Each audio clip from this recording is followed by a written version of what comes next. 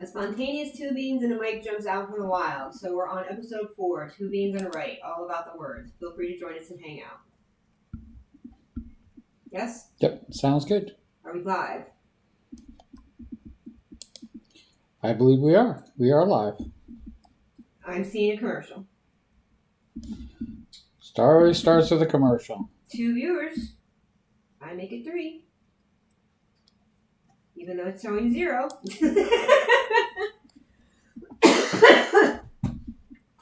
Oh my goodness. Who's Scavy Iracanas? Did they just say hi? 10 penny catapult monetary violence. They're in your chat. There is truly no escape. Hello. Hey, we're not escaping. What are we not escaping? Oh my, where's the spoon? Ooh, there are spoons. The spoon. No one told me there would be spoons.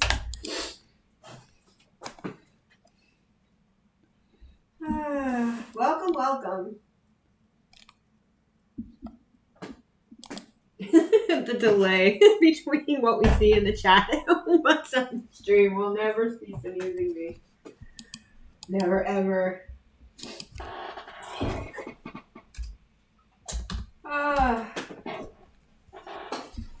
Here is that. So we don't know if you've ever had they pop. You don't recognize the name. I don't recognize the name. I do. He's one of I follow him on Twitch, and he follows me back. And Okay, but now I don't recognize them from what do you call it? I'm saying Blue Sky. No, we're not. So, I'm still learning, people. Scavy, I'm sorry. I'm still new. Speaking of, I forgot to hit post. Okay, it's posted. So if anybody follows me, all of the 6 people who do, you're one of which. Now they know. There it is. Okay, so back we are. Glorious follower Heween has indeed a profound tribute to my magnificence of this lovely. Aw, you're a slime. That's awesome. He is. Thank you for blessing. I shouldn't say that because it's really towards you, but yes. We're so happy you stopped by. Thank you. Yay. So we were talking about writing stuff, which we're going to get to.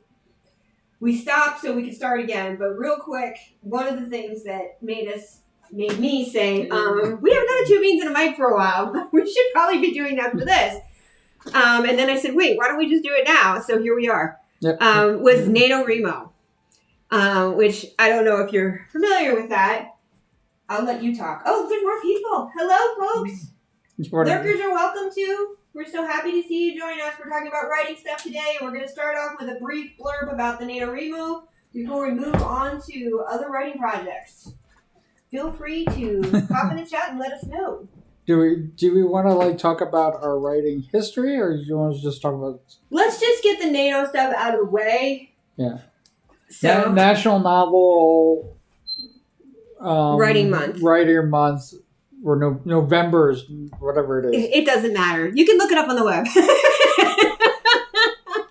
I think I'm almost sure that the no stands for novel. Yes, but because it would be national. Okay, if it really bothers you, you can look it up right now. Okay. Anybody who wants to fill him in so he doesn't have to look it up, feel free. Back in the day when I was in college. Hello, Epic. Epic! Yay! Oh, nice PNG. I think he's talking about yours. Yours is the sexy one. My little thunder child. I'm so happy. Do people even know that's what I am? No, I don't think so. Well, anybody who's here, that's what I am. If you don't know what a thunder child is, you're not a cryptid person, really. But there's a great webcomic that I should tell you about if you want to know. But only if you want to know. NaNoWriMo, let's get back to it because I am going to be digression queen tonight. Epic! I'm so glad you're here. Thank you for joining me. This is great. I'm enjoying this. This is going to be lots of fun. You always enjoy this. This is why I'm like, why don't we do this more often? And you're like, oh, well, you know. Yeah. So, NaNoWriMo. So NaNoWriMo, back in my day, Back in my day, we were. there was just a bunch of us sitting around a table downtown San Fran. We had to write novels uphill in the snow, both ways. With a pen. We didn't have no fancy laptops. These computers that people are using these days. Oh my goodness. Anyway, the short story about why I wanted to talk about them is I adore the foundation and idea of writers having a space and a set amount of time where they can all try to do writing of a particular kind. It is a wonderful, wonderful thing. And, thanks to the originators, you can look it up on Wiki if you want to know more about, the actual backstory, because unfortunately the NaNoWriMo site kind of buries it with all the recent projects they've added on.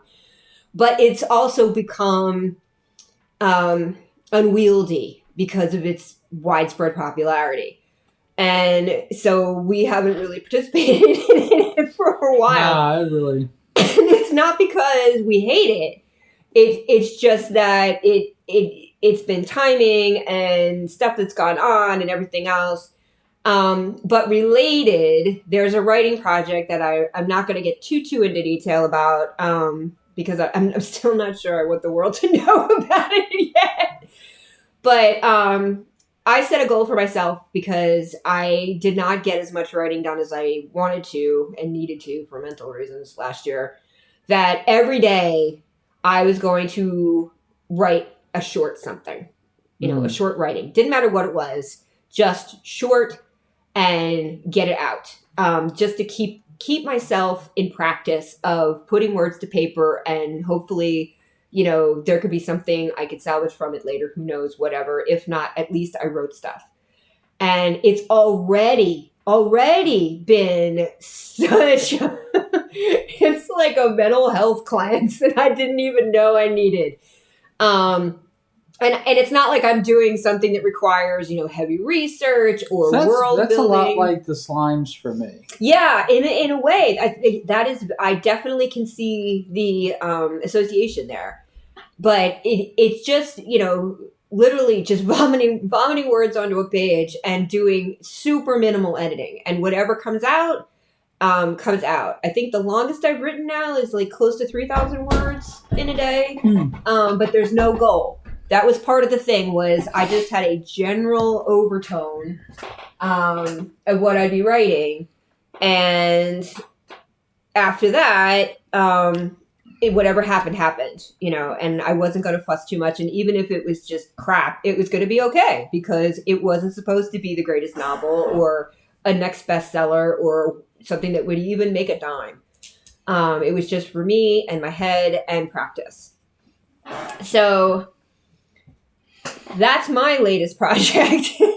Aside from some fanfic stuff I've been doling with, trying to get back to, because I was taking over a few projects for some fanfic writers that had life circumstances that interrupted some pieces. But I haven't had time for much more because of everything else that's been going on, like trying to get the studio up and running. We're getting there. We are. We're getting closer. There was, I don't know if anybody here knows this from our social media posts here and there, but I had threatened him that if it took a full year to transition what used to be the library to the new studio, that I was going to reverse it. And wherever we hadn't reached, all his stuff was going to come back out, and I was going to put my library back in there. But last year really was just nuts, which sounds hysterical since, there was supposed to be the pandemic lull, but that didn't happen. And I feel like I'm monologuing now, so you can jump in at any time. Well, last year I finally left the post office, which I was miserable at. For the decade that I worked there. I got another job, which was supposed to be this fantastically new, wonderful, and a lot calmer. Yes. Very low stress job, supposedly. which it really wasn't. And then I'm now transitioned back to a government type job, which is high stress, high craziness, hard work, and it is a lot of hard work. But pension, so. But it's going to offer. Well, it's offering the out of debt, out of a financial freedom. I think is whatever the term everybody's using. I hate that term now because of the whole FIRE movement, but that's a discussion for a different day. But yeah, it's going to allow us to basically be able to do the things that we used to do, and get back to doing them without stressing out about things like overtime and whatever. And stop paying so much in interest. Oh my gosh! When I find out about people who have like $30,000 and $100,000 in credit card debt, I'm like, first of all, how did a bank say this is a good idea? This is a good idea. We'll give you a $100,000 credit limit. I mean, like, I'm stressing out about less than $200 a month in interest between two credit cards. Because to me that's just crazy. That's just the things we could be doing with that money. Yeah. So that's been kind of weird. When I found out that one of the people I know in a different Discord is literally $45,000 on credit card debt, I was just like, I what? I mean, we were over 20, so no. I mean, I'm talking about interest. Oh, interest. They're paying $45,000 in interest. Because they have so much. Never mind. Who cares? It doesn't matter. It's just ridiculous. It's a ridiculous amount of debt for no good reason. Like, when we were $90,000 in debt, it's because we bought a house. That's different. There was a tangible product involved. It wasn't like, we ate out too much or went to the bar and bought drinks for the whole bar, That weirdness. Yeah, that wasn't what was happening. But writing is something that we both did before we met each other and have since. I've done more editing work than you. Oh yeah, much more. And more nonfiction work than you, overall. And there are days that I do have regrets that my very dear friend, that unfortunately, when I got rid of that one phone before SIM cards, lost his phone number, tried to get me into technical writing. I do feel kind of stupid that I didn't pay attention and let him help me get that job back when, because I definitely think it would have made certain things easier for me, especially getting some of the medical care I needed early on. Because as an artist, I had jack all for medical insurance. But I've always been a writer. Always. Yeah. It's never stopped. It's just been a question of how much and am I actually getting paid for any of it. It's like the thing I always say is like, there's only one thing you need to do to be a writer. Right. And that's right. Yeah. Exactly. Yeah, and I've always loved that because it is distilled and right.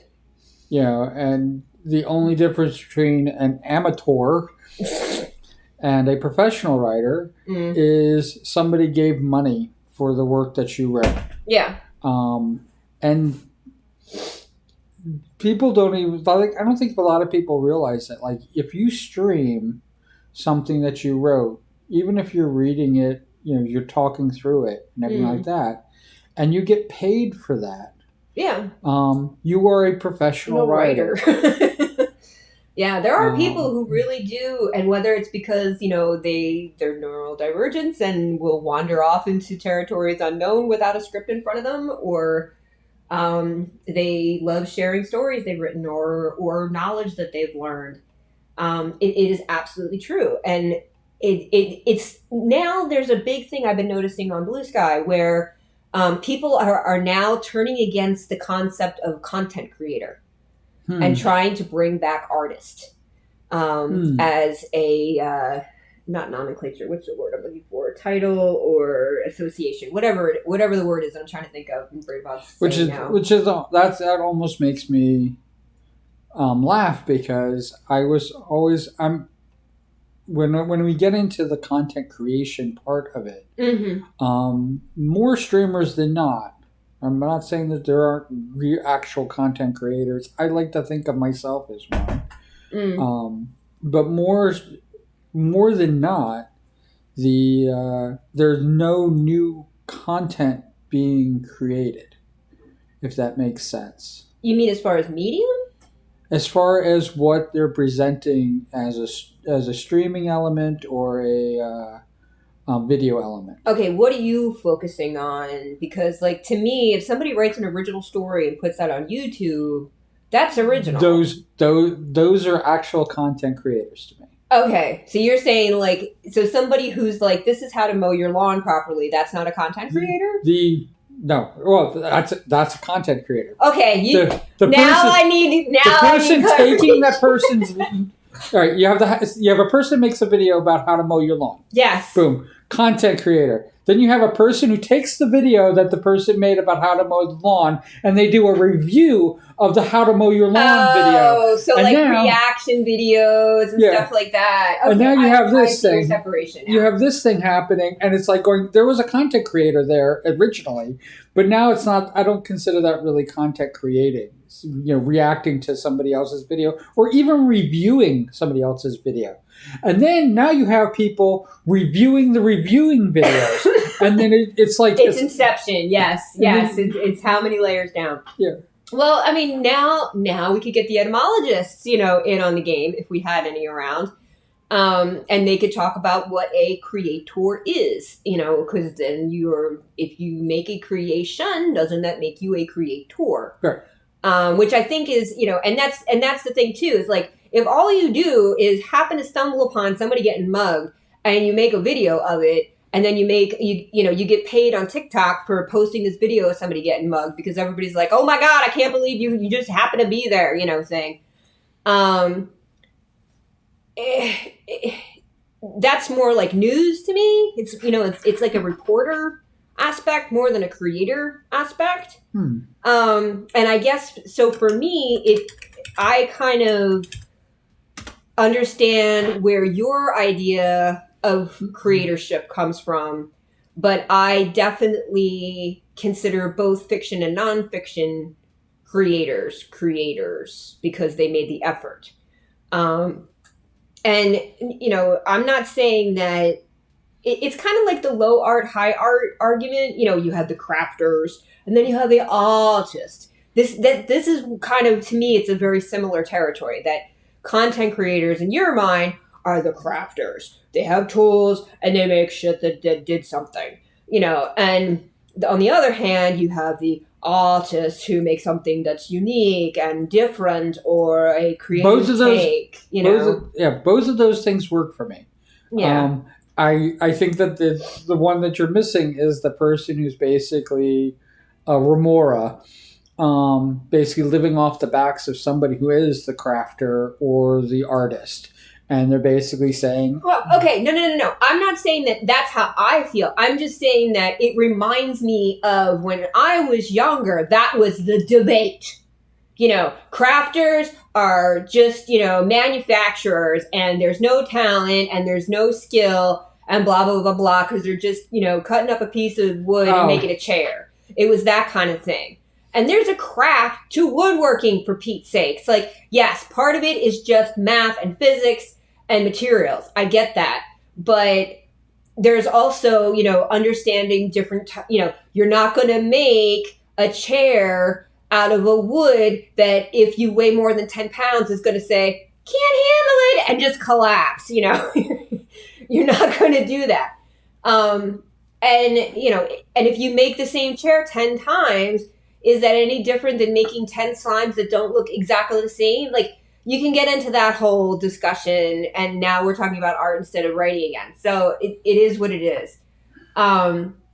But yeah, like that's how I feel. I just remember when there still was that weird, like I had, because I bought a lot of those older books the used books that I found that were for things like make your own workshop, or like what's the one book called? It's like how to make a hobby room for your hobby. So there's like sewing rooms and and wood shop rooms and painting rooms and baking rooms. Like there's all these different hobbies that you could have that are all crafts in their own right. You know what I mean? And this is how you could give yourself a functional space to make those things with the appropriate workbenches or whatever you might need. Okay, I'm losing the thread now because I'm getting off track. But crafts folk, like towards the 80s and stuff, all of a sudden crafts started becoming that lower than garbage again. And then then you had the 90s, and after the AIDS crisis, the whole herring and the pop arts, and you know, the art culture kind of had its resurgence thing, and crazy hair and everything else. And now here we are with all the 2D stuff that, you know, this wasn't even, I mean, God, music videos were a new thing still, you know, the part that I'm talking about when crafters were being looked down upon.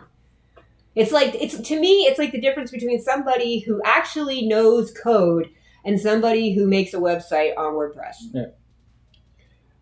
You know, like it's that same kind of dichotomy, because there's still a talent with WordPress to understanding how to make a site look, you know, different than everybody else's, but still functional on a regular basis, versus, you know, literally building it entirely just from keystrokes. Yeah.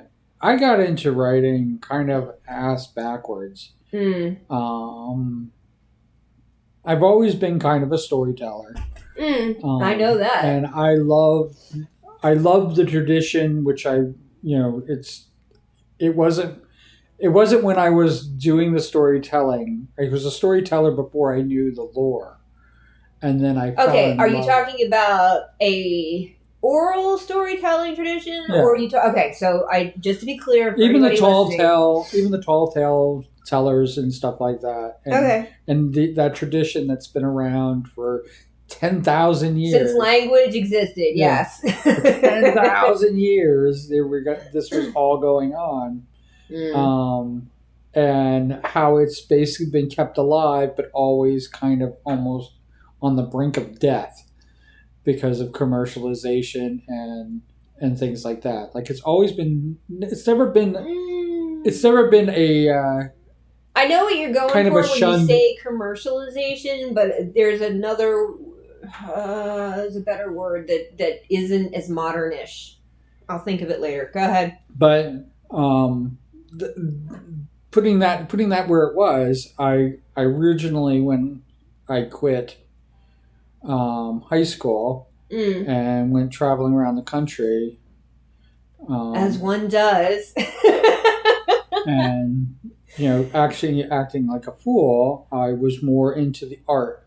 And the problem with my art was that it became somebody else's. I was not really creating my own stuff.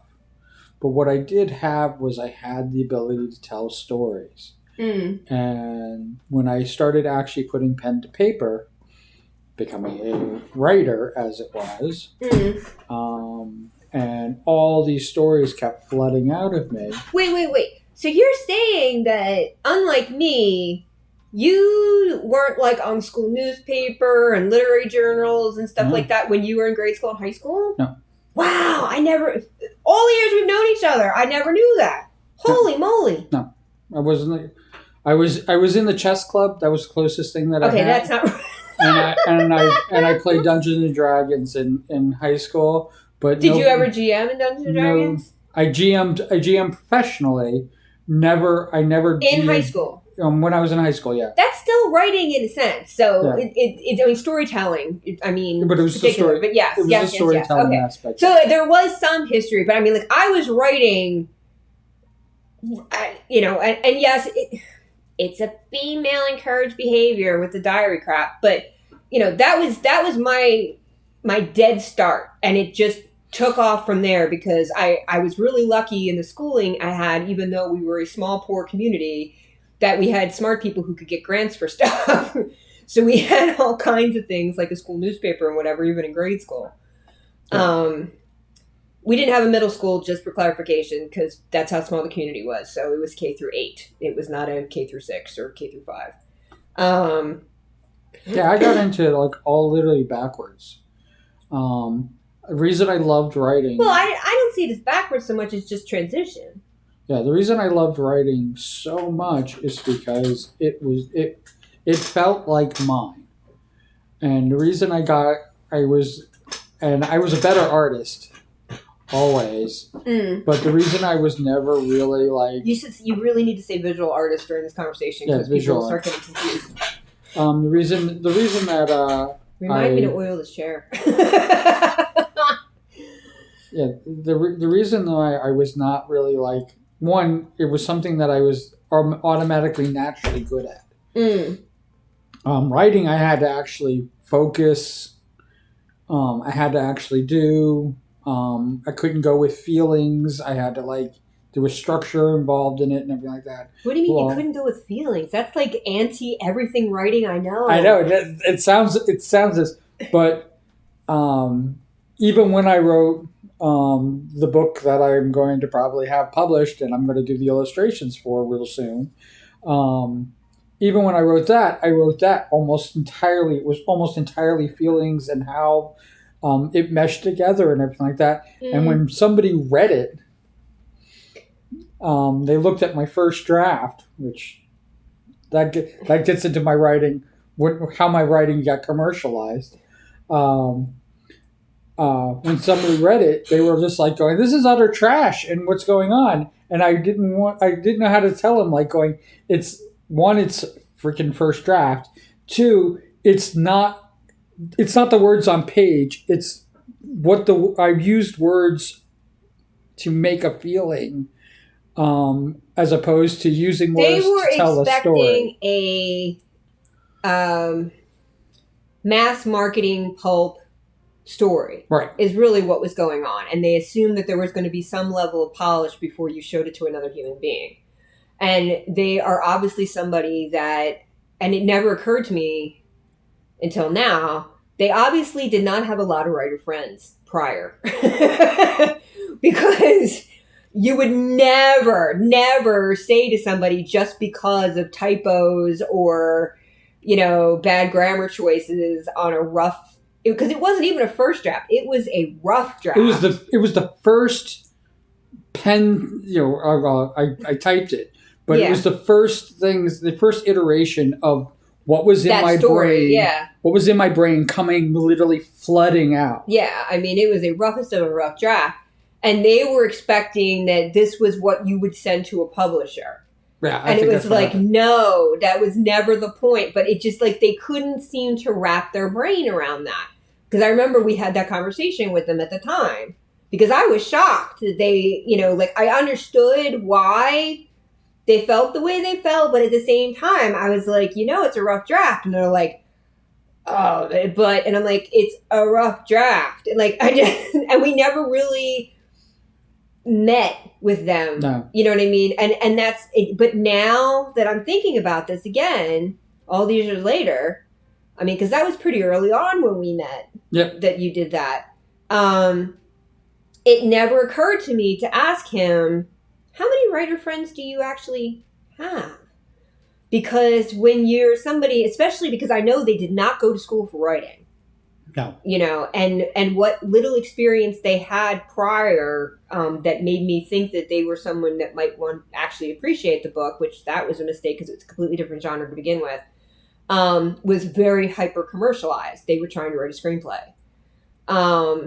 And so it is a completely, it's like somebody who throws a pot that somebody will put flowers in because it's the most beautiful fucking pot they've ever seen in their life, even if maybe it leaks sometimes, because the base didn't seal properly or something, versus somebody who needs to drink, needs to have their soup not being, all over their table for a bowl kind of thing. One has the possibility of function, but is of form. I mean, function of form, but is primarily an art aspect. And the other is it can be very beautiful and artistic and creative, but the functionality comes before that aesthetic. That's the word I'm looking for. Yeah. And he was absolutely just he did not know how to deal with a rough draft, like a true rough draft. Yeah. I was absolutely floored.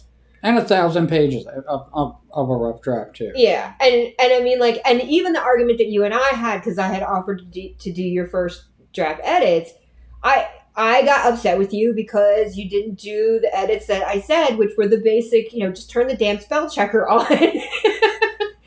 But we've had that conversation before, and I'm just mentioning it now, to just show perspective, There, I going with what you edited, which was absolutely fantastic. I loved a lot of it. There is, but it was 95% technical. Yeah, I have when I wrote it, I really want to say when I wrote it, I really did catch lightning in a bottle with it.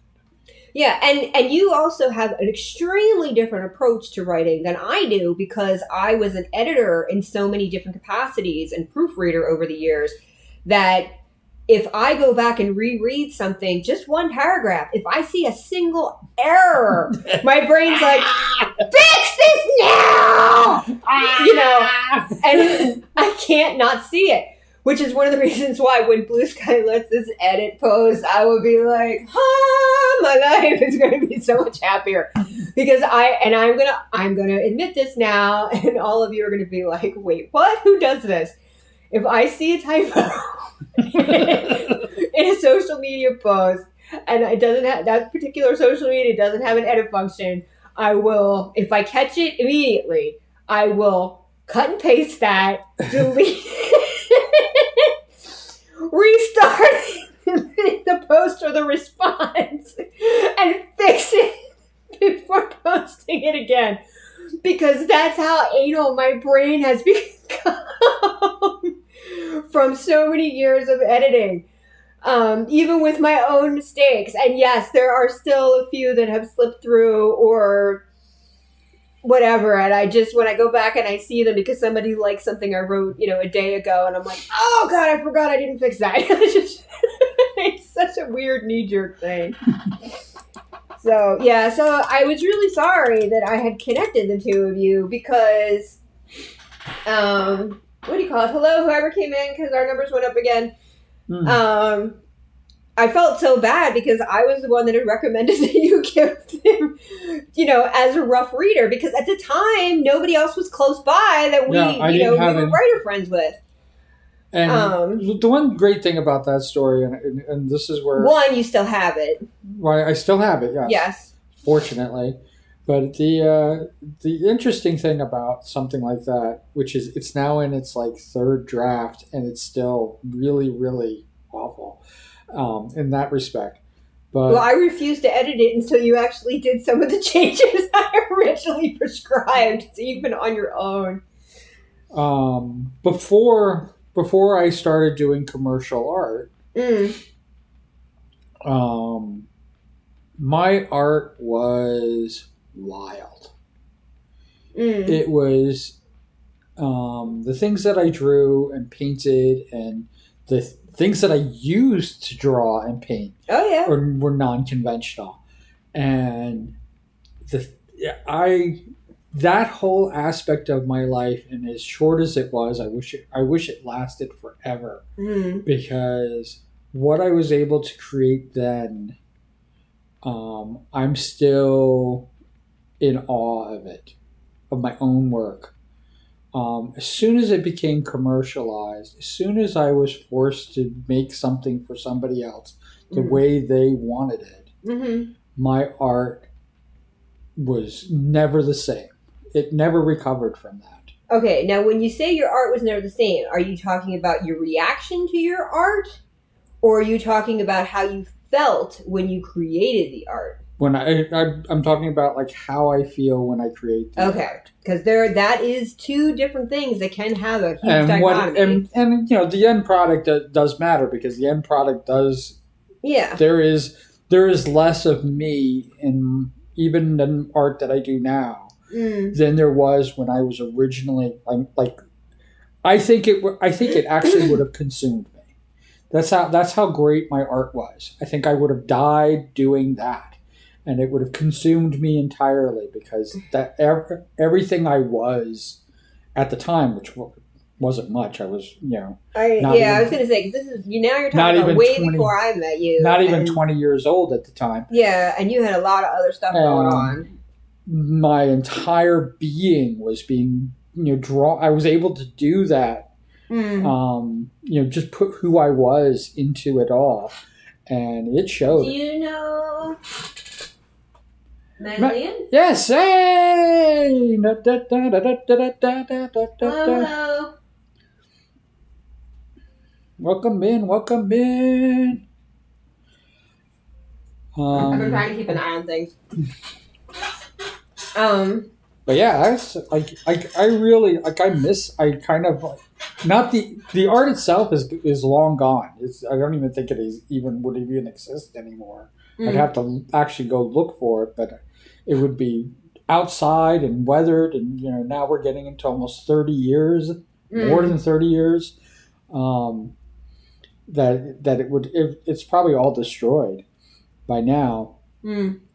My commercial work, long lives. I think more households in America have the stuff that I've actually created commercially and hated the most than I can't even put my finger on every little bit of things that I've done. But it's been merchandised, it's been commercialized, and it's been sold everywhere. And it is one of the quandaries that many artists find themselves in, whether no matter the medium, right? About what kind of participation. No, that's what my brain wants to say, but that's not. It's not about the genre, but there's a different. It's like the joke about you're sure you made it on Broadway, but until you make it on off Broadway, you know what I mean? Now you're really acting, kind of thing. That's where the real actors go. Yeah, like that. It's that kind of a thing, and I think that all mediums have that same vibe, because I remember with the newspaper stuff, because I wound up working for papers for way longer than I thought I would, given the vulture capitalism days, but it was very satisfying, even though there wasn't because it's a different kind of creativity to do the reverse triangle, to do, to do all that kind of stuff, and to make things fit and still get the story out. That's a huge thing, especially for news. Yeah. And it's a whole creative talent of its own. I could never. I worked on a paper in college, but I wouldn't consider that like a real paper. But I don't think I could ever do the investigate a story. Yeah, investigative reporting. Yeah. Write the story. Yeah. Follow up on the story. Become a expert of that subject matter. To the point where, like, I'm watching now a lot of casters who've actually branched up into that, and I use Rachel Maddow as one of the people who've done that, who branched up into where the news reporting is, to the point where they are experts of the subject matter. Yeah, certain aspects of subject matter. Yeah, I just like that. That always amazed me. But me personally, I could never do that. I don't have the your brain isn't wired that way. I don't have the disposition to be like that. Yeah, I get that. When I was doing the commercial art, that's when my writing, basically, my personal writing for me, that's when it had its. It was like I branched two different directions. I was doing the commercial art. I used to love creating. I now hated to create it. I didn't even like it. Because you were doing the commercialization. I did not like it. So then I was writing for myself, and I was pouring the who I was into writing. That it was like becoming this own entity of itself, which was part of why you were getting lost in it too. Yeah. And again, I think I would have poured myself into it until they commercialized it, and now I'm writing commercial writing. Creating other people's I was writing somebody's autobiography. Yeah. But that you were actually going to get credit for that. That wasn't a ghostwriting project. I was getting no credit for that. Oh, it was ghostwriting. Yeah, so like the one that I did. Yeah, it was not only ghostwriting. It was like who I was. They paid me the money. Yeah, they paid you. They paid you to the whole. And that's the funny thing to me about ghostwriting is that when we were young, nobody knew who the ghostwriters were. And then all of a sudden, and what was this? What was it? Late 90s, early aughts? When did it start becoming a thing where they would find a famous writer to be the ghostwriter for some famous person who couldn't write to save their life? Like, I don't know when that happened because nobody used to put out books like that. If you wanted a book about a person who couldn't write, you had a writer who could interview people and write a decent book. It would be considered a biography. Yeah, it would have been a biography or a biopic, whatever. But it would not have been this bizarro ghost written by, I still I wish I knew who in the publishing industry thought this was a good idea so I could go back in time and murder them. Because it is completely antithesis of the concept of being a ghostwriter. Yeah. There's the whole... it's literally like they were like, nobody wants to hire me to be a ghostwriter, so nobody can be a ghostwriter anymore. Everybody's going to know who the ghostwriters are. I swear, that's what it felt like. It's like, who thought that was a good idea? Sorry.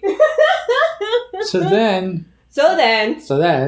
And then, because I commercialized my writing, I kind of fell out of love for it. Well, and the life path that you were on at the time, very destructive, was very destructive and did not help anything. Yes. I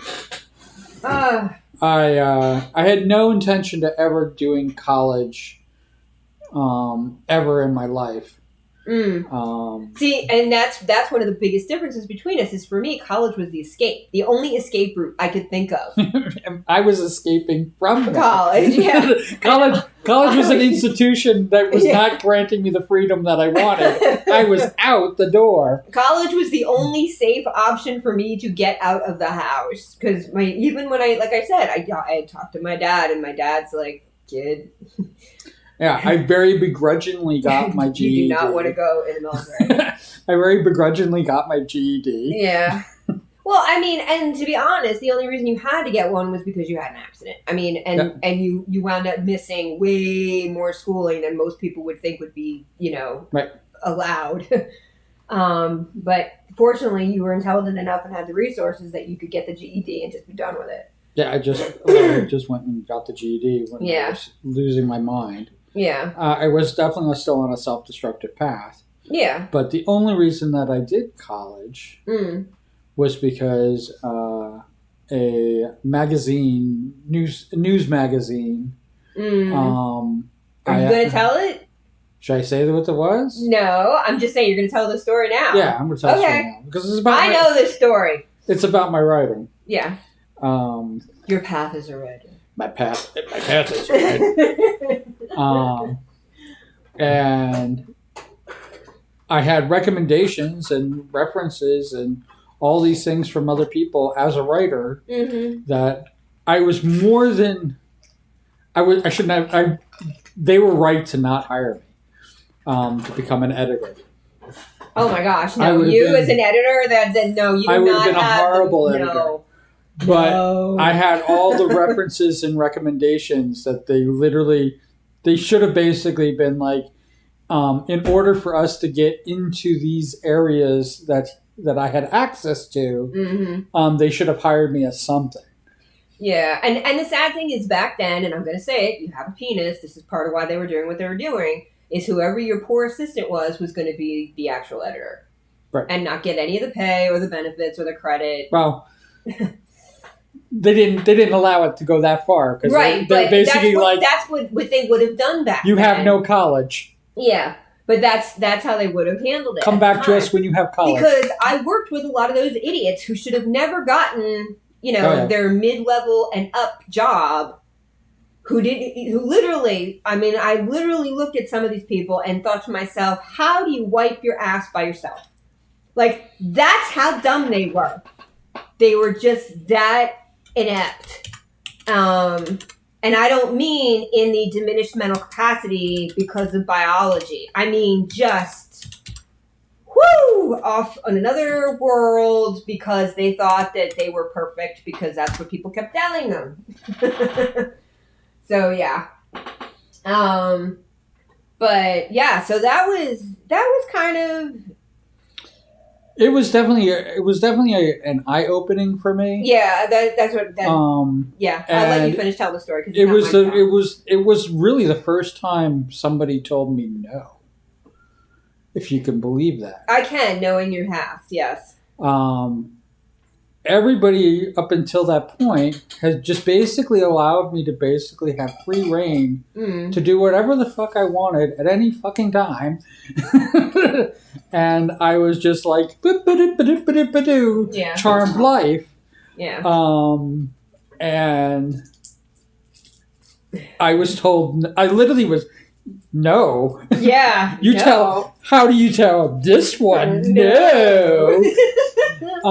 So I was just like, in a whole, like, another world. I went to college because of it. I'm laughing my ass off because in my mind, the thing that just flashed into it was that one Charlie Brown special where all you keep seeing is no dog. No dog. And that's how I felt with so many jobs that I tried to get over the years because I did not have an obvious penis. So you have to have a member to become a member? Yeah, I failed the membership. And it makes me laugh because I mean, like, and I'm not saying that you didn't have talent or you didn't, like, I'm not saying that.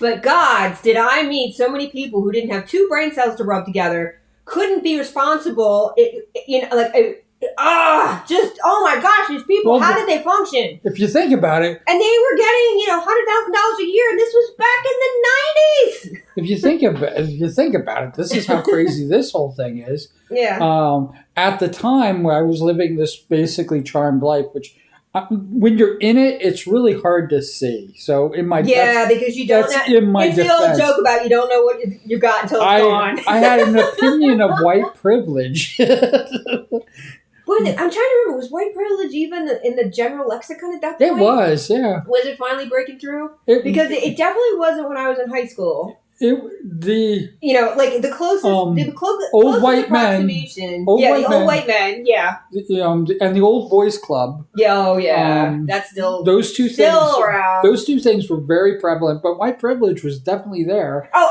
I'm not saying it didn't exist. I'm just saying it wasn't like something people talked about if they were, liberal or progressive back then. Especially really. in the defense of instead of admitting the stranger, hey, how you doing? But hey, how you doing? Especially in admitting just acknowledging like the ASPCA. No, that's dogs. The Animal Shelter Protection Control. What am I thinking of? I'm thinking of. Oh my God! What affirmative action? Who's that? What was that caused by? It's who's the protector? They have the lawyers that basically protect people's rights to. You mean have the jobs independent body that takes cases nobody else does? Yes. Okay, first of all, you should have said law. ACLU. ACLU. I was close. There it is. ACLU. Oh my gosh, I don't feel so bad about my brain fog now. Can you imagine? Like, I can't. Just saying that. I hate to even say it because, I'm actually Spanish, Cuban, and I have never had that acknowledged to like being Latino, whatever those things. Mm-hmm. But my family came from Spain to Cuba, and then from Cuba to Florida, and so basically. Wait, so somebody from your family tree actually was Cubano? I have Cubano, but not a direct line. My direct line just goes right to Spain and doesn't. Okay, really, that's what I thought. Doesn't that's really why I'm stop. Like, why are you bringing Cuba up? Okay, Doesn't really stop in Cuba, but they live there. I got it. Okay. My grandfather was born in Florida, but my great grandfather, his father, was born in Cuba. He is officially Cuban. Even though he is entirely Spanish parents. Yeah, he is understood. I got it solely now. Spanish. And then his parents were from Spain. So I probably should not have a white card, but I've always had it. That the whole whiteness thing always drives me crazy, and I am. You know what? This is a conversation for another day. We were supposed to talk about writing tonight. We were not supposed to talk about racial benignness. We'll get off of it. Yeah, that'll be another night. But I was talking about white privilege. Is what it is. Yes. That was part of how you got the writer opportunities that you got. Yes. Yeah. We'll get back on track now. Yeah, and the thing about it is, my opinion of white privilege is like I didn't think I had it. I was so oblivious to the things going on. You were the classic young white male who had no idea. Yes. I thought, we'll just lift each other up. We'll all be in this together. Color, skin does not matter. We treat everybody like people. And to be fair, I mean, like, there was definitely, for me, and part of it was because I grew up in a town that was, 95% whites only, the entire island. That is what you came into, Josh. Yeah. But we are talking about writing. So I mean, I'm definitely guilty of that as well from the female side because we're all in this together. But yeah, what I have, because I'm very Blanco, is a lot better off than many of the women that I even went to school with. And writing wise, and it also works the other way because of my crazy racist family. Like, I didn't realize that the scholarships that some of those, girls, women, they were on the cusp, were getting was purely to try to fix that, inequity. Yeah. It didn't even like cross my mind at the time. Why can't I have those scholarships? Well, I mean, and I hate to say it, but I was eligible for a lot of other scholarships, so it didn't, I wasn't one of those that got left behind because of those, I hate even saying this stuff because if somebody clipped it, it would make me sound like such an asshole. But, I never had the left behind feeling. You know what I mean? Because I was lucky enough that I was still smart enough that I didn't get left behind. Well, just so you know, this was a time period in my life that I thought the ERA existed. Yeah, and I mean, like, I was very aware of the fact that it had never been ratified yet. But back to writing. This was what I even said before we started. We will slide into politics and do not let us stay there. So I am officially calling it get off politics moment. So back to writing. So yes, you had your privilege. You got offered this job that was a true ghostwriting job. And I'm glad they didn't leave you behind, Josh. Yeah, sorry, Josh. So we had that whole madness of me and in my writing career. Yeah. So in defiance, I finally went to college. Yeah. And to the dismay of my parentage. Yeah. It was not Ivy League. Yeah. It was fake Ivy. Fake Ivy League. Okay, that is not a fake Ivy League school. I'm sorry. That is just a state school. It's a state school. Period. And I knew it. And I liked it. But people sometimes think that it's Ivy League because of Queens College. You said you didn't want to reveal it, so stop talking about details. It's because it's within a geographical area close to an actual Ivy League that people screw it up and moving on. Most people get confused because they see me as the artist, and I say that I've done art school and classes which you have, which is definitely fair. And you took gross anatomy, as you love to remind me 5 billion times. I've been on gross anatomy. I was a medical student. I'm not. Oh my goodness. Yeah, that funness. But the main reason, the only reason that I went to college was to become a writer. And because the gatekeeping had already started. Yeah. Yeah. It wasn't the 60s anymore. And I could not. Was the Village Voice still? Village Voice was still. It was still going then. Yeah. Okay, so we still at least had some indies left besides the Bee. My effects company was in the Village Voice, and I was in the Village Voice as a director. Your effects company? Yeah.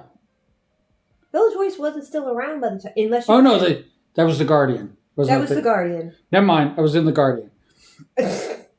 I was in the Village Voice as the worst director in America. That was from when you were doing your independent film work. Yeah, that was totally different. Part. Which I was in college for to be a writer.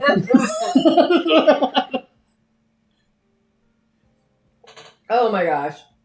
Yes, all med students are full of themselves, including when I was considered a medical student. Which made no sense to me because taking gross anatomy was for art, not for... But I had to get a pass in order because I had to work with insanity. Yeah. That's still just... So I had to officially, unofficially be a med student. Hey, all I know is the short time that I served as help desk at Boston Medical College that one summer let me know everything I needed to know about how people who get into med school are just as stupid as people who get into colleges they should have never got admitted to in the first place. One good thing about gross anatomy that most people don't know is that if you get the special pass to do it, you really get put on a list. They don't automatically like say you're in this class. They fill the class up because they only have a certain number of cadavers. Oh, you were waitlisted. So you have to always be waitlisted no matter what. Okay, now that makes sense. But putting yourself on the list, you could put yourself on the list every year. Right. So eventually you might have a chance. You're saying there's a chance. No, once you're on the list, you stay on the list until you get in. But if you get in, you can put yourself back on the list because they don't really care about it. But you have to get special. Why would you take gross anatomy twice? There's a bunch of people who do, especially because it can improve your grade. Who has the money to pay for the credits twice? As a med student. Oh my god! And Josh even says they're so full of themselves. Well, that I know because I've dealt with them. But as a med student, if you get a B in gross anatomy, that B carries like a B. You are not an A student anymore. It literally carries you all the way through your medical career. The few people I knew who happened to become doctors, both family and otherwise, never talked about this. And so what they would do, most people get an A right off the bat. Well, I was going to say, considering the two I know in particular that did, well, one definitely became a doctor. The other, the military, kept screwing up their residency program eligibility. And then we lost touch because of the phone thing. And unfortunately, I never found out what happened. But there was no way he wasn't going to. He was the son of the lawyer. So what happens is lots of people put themselves on that list. Most freshman med students will put themselves on the list, and if they get in, because I think it's completely Joe random who gets picked. When they get in, the first day they go, "This is not for me." And they quit. So they then just literally go down. They literally just go down the list. There was a class like that. I took it 3 times, right? No. I did take it 3 times. What was your final grade? 3 times. Oh, I got an A the first time, and I got an A the second time. Why in God's green earth did you do it 3 times? Were you just trying to keep your GPA up? What? It only counted once as 1A. So, but the reason why I did it is because I was so fascinated and I wanted to work with different bodies. And they that makes that never mind. As soon as you say that, I'm like, I'm an idiot. Why didn't my and they wouldn't give me a female. Till the third time. There's a reason for that, but we're not going to... It is exactly what the reason you think it is, but... you have to remember, BU Med had a student who got caught using cadavers for Chinese throwing star practices when I was, working there. So nothing surprises me where the cadavers are concerned. Yeah, it definitely becomes... Exactly, Josh. Exactly. Yes. Exactly. All of a sudden, they're like going, well, how'd you do in gross anatomy? How did you do in gross anatomy? Well, I got a B. Yeah, you're not going to be... You're not... Your residency is already freaking... You don't have to with my one friend that was having the problems with his, trying to get into his residency program, I know he had to have top of the top marks because he was trying to get into, oh my God, I almost called it the Thunderdome. The Blue Angels. What's the... Thunderbirds? Thunderbirds. He wanted to be their doc. Yeah. Because that was his plan, was to use it as a stepping stone to NASA. And yeah, so if there's ever any chance, dude, that you are hearing this stream somewhere and you're like, wait a minute, is that the person who sold chocolate cake at a horrible banquet at a national convention that was held in Boston? Yes, it's me, and I do not know how to contact you anymore. So please do write a note to wherever you're hearing this and say, I need to talk to Fig. And we will touch base again because I miss you, friends, so much. We actually watched the series he got me into just the other week, and Josh was there. Crying Freeman? Yeah, Crying Freeman. He's the one that introduced me to Crying Freeman. So thank you, and I miss you so much, dude, and I hope everything worked out for you in the end. Which is funny, a lot of morticians actually take gross anatomy, and they, unless it's a family practice, because there's a lot of nepotisms in the morticianary world. Well, it's like a lot of family businesses is the expectation. But other than that, if you are basically trying to get hired, if you do not have the A in gross anatomy, you are not going to be actually preparing anything. Anybody's, yeah, no. Oh, and speaking of mortuary work, there was this brilliant, it's not finished yet, but there's one fanfic that I was reading, and one of the characters works in a morgue, and the newbie at the morgue is having to do it because it's a family thing and he has to take over the family mortuary someday, and he's one of those people that cannot stand the smell of the chemicals and everything, and it is hilariously and wonderfully done in the story because they don't overdo it, but it's always that like underlying thing for the poor character. It's brilliantly written. And we like Ask a Mortician, so she's brilliant. Yeah, she is. If you've never checked out her YouTube stuff, holy smokes. She's a person that would have aced. Oh, I'm sure she did. I'm sure she did. I don't know how she was when she was in college, but she's one of the ones that would have easily aced, and somebody would have wanted to be her partner. Yeah, oh, they totally would have been. I am not that person. Yeah. I would definitely not have liked somebody who would do everything right the first time and not give me a chance to look at things. Yeah, that's true. But yeah, because she moved recently. The Ask a Mortician lady. She's not in Cali anymore. She's doing studies or something. I forget what it is, but it's on her channel, folks. I know she's been doing. She actually went to Congress because of the This is not it. We're not sponsored by Ask a Mortician. Yes, we were not sponsored, nor were we paid or exchanged favors. We just love her work. We've learned a lot from her. But yeah, she recently, and I'm going to stop talking about this, I swear. She recently went to the thing about the costs. She went down to Congress to testify about how it's just getting ridiculous.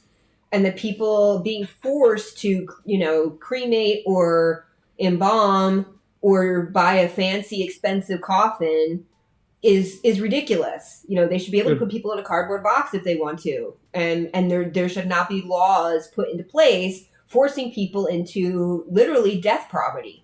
Because they have a death in the family and suddenly have a $50,000 bill for embalming. Because they didn't know they had to do paperwork that said don't embalm this person. It's just insane what morticians are getting. A lot of medical mortuary practices. I don't even know the right word. Sorry, we're talking about writing. I swear this is about... No more politics. Okay. This isn't politics. Well, yes, it's politics. What are we doing? That's why I just realized. I'm like, no politics. It's like the rule we had, no politics in the pantry, but we don't sit in the pantry anymore because it's full of boxes because it's still in the transition room, so it bleeds into everything. Politics. Yeah, see? Josh knows her videos. Yeah, she's amazing. Yeah, she is. So back to writing. And so you were talking about your privilege and your whiteness and stuff. So I went to college. I went to college for writing. I did not go to college. Yeah. Did not go to college for art, which most people still think that's what I went to college for. I went to college for one art and left college with a degree in another. So and a writing minor because that's all my school had at the time. I graduated with a bachelor's degree and went back to the publication to apply for the job because they had another job, an editor job open and everything like that. And they offered it to me. And I said, no. So you. I went, and they put me through the ringer too about rehiring me. And after all the stuff they did, and I did this stuff, and then they told me the salary that they want, which was a lot lower than I was thinking than I would have actually. It's because you only had a bachelor's. Yeah, a lot lower than they did, but I had a bunch of references, and I did the whole freaking thing. Sure. And I said no. And you had already done the writer camp, right? I did the writer camp. That kind of stuff, yeah. I did the writer camp. I didn't really I kind of remember some kind of a writing thing that maybe was it like Rutgers or Rider or something maybe, but it was like a weekend or a week. You know what I mean? It was a short term thing. It wasn't a degree or a long term program. But I just remember I did do something like that. But I had some major writers, especially when the plagiarism thing came up. Yeah. Are we going to talk about that today, or are you going to skip that? Why not? Because it's about my writing. Okay. I had writing. I am going to make you wait on the plagiarism until you explain to me why you are so enamored with my personal writing project. But continue on about the hiring process. My enamor. No, finish the hiring process story. Then we shift. Oh, I was just shifting right into the plagiarism. What do you mean about what more do I need to say about the hiring process? Oh, I thought there was something else. Is there more? It's your story. What are you asking me for? I don't know. I got shifted. I thought I said everything. You said they weren't offering as much as you thought they were. And I said no. Because you had a bachelor's. You said no. And then you were starting to talk about famous people. Oh, the reason that they really wanted me because I had a lot of connections at the time. Which all right, let me ask: how many of those connections, roughly percentage-wise, had a penis? We're gonna roughly percentage-wise, all but 2. Oh, that's not a percentage, darling. So that's 80%, 90%, 95%. That's all but 2. So higher than 95% of penises. Good to know. Oh my gosh. I will say this, that it was mostly... Keep talking. The percentage-wise, this is why it was more of a community, a writer's community. So there were probably several hundred. So it might have been 99% male. Yeah. Can I just do a sidewind real quick based on what Josh wrote? Okay. Just so you know, Josh, I don't remember if you were still here or you had gotten here yet. One summer I went to Boston in between school and college, and because a friend who worked at a friend who went to BU Medical he knew they needed somebody to help with the help desk there. And so he was like, you know computers well enough, you could do this. So just from his word of mouth, I got that job. No training at that point in my life whatsoever. That same summer, I hadn't even been there a month. And somebody I went to undergrad with somehow found out that I was in Boston and tracked me down to the person I was renting with that they had no connection with whatsoever, because that person did not go to the same school as us. And left a note at my door saying, I work at Bain. We need you to do help desk there. It's, what was it, $18 an hour, I think. And back then, that was mad money. Mad money. Like, even now, $18 an hour, most people would be like, give it to me. But back then, for no experience, no education, nothing. So that summer, I actually worked there. And I went to my friend who got me the job, and I'm like, dude, you got to find somebody else because I got to take this other job because I need that money so bad for school. And he was like, I get it. So I wasn't even there. I think it was like 2 weeks. I was at BMed before I transferred over to Bain. And they actually guaranteed me that if I went back to my undergrad and got a computer science degree, that they would hire me for their MIS. Nowadays it would be, IT, but management information system, and we're calling it back then. And honest to gosh, I was like, I don't think I could do a desk job like that. I just don't. So I never did it. But I did work for them one more summer and a Christmas break. And then after that, they were like, you're not getting the degree. We're going to find somebody else. Yeah, I know. You're pointing. Yeah. I see it. The mic is here now. I know, but I wanted to read what he was saying because I can't see because you got this pile of crap in front of the I can't read that. It's too far away. Okay. And I can't move this easily. This is why I need a cheap tablet so I can follow chat without... Yeah. Reason number 4,568. Because that stupid freebie I have wants to only put the app on, and I refuse to put an app on that device. Because why? The browser works fine. Why is it insisting that I do the app? Anyway. But yeah, so... And it wasn't until you that I actually learned C. No, wait. I had C++. I did take one semester of C++ at my undergrad. In grade school, I had already learned Fortran and BASIC. But HTML, you and your friend. Our phones are POSs. Oh God, yeah, no. My screen is very fussy. I bought the cheapest phone I could afford when they said, was it? Couldn't use your flip phone anymore. Well, it wasn't a flip phone. That one wasn't a flip phone. We do still have. Remember our old yellow and black flip phones? Mm-hmm. I found them in a box of electronics. We have to figure out what to do with those. But yeah, I used to have a $10 track phone that was myself because I had computers. Why would I need a stupid a mobile phone that isn't secure and stuff can get stolen off at any time? I'm a security nerd, so just no. No, I hate stuff on phones because they're so insecure.